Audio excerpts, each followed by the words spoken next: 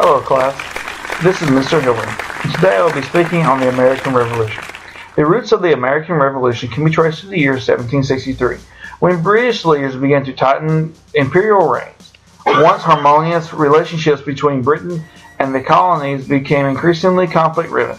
Britain's land policy prohibiting settlements in the West irritated colonists, as did the arrival of British troops. Most serious problem was the need for money to support the empire.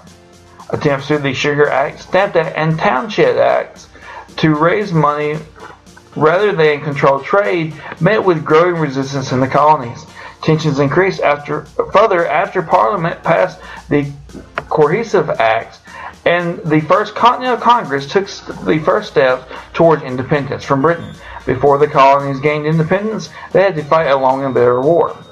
Now to the actual war, the war itself. The British had many advantages in the war, including a large and well-trained army and navy, many loyalists who supported the British Empire, but many colonists were alternated by Lord Dunmore's promise of freedom to slaves who joined the Royal Army, and were inspired by Thomas Paine's common sense. Its excellent leadership by George Washington, the aid of such European nations such as France, and tactical errors by the British commanders contributed to the American victory.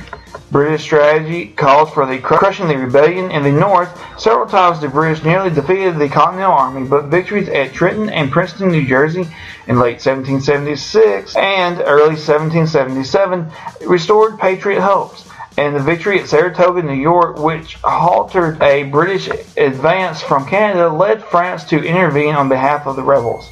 In 1778, fighting shifted to the south. Britain succeeded in capturing Georgia and Charleston, South Carolina, and defeating the American army at Camden, South Carolina. But bands of patriots harassed loyalists and dispersed supply lines, and Britain failed to achieve control over the southern countryside before advancing northward towards Yorktown, Virginia. In 1781, an American and French force defeated the British at Yorktown in the war's last major battle.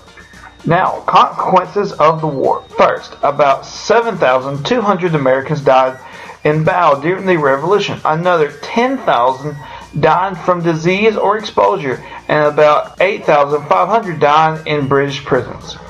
2. A quarter of the slaves in South Carolina and Georgia escaped from bondage during the Revolution. The northern states outlawed slavery or adopted gradual emancipation plans.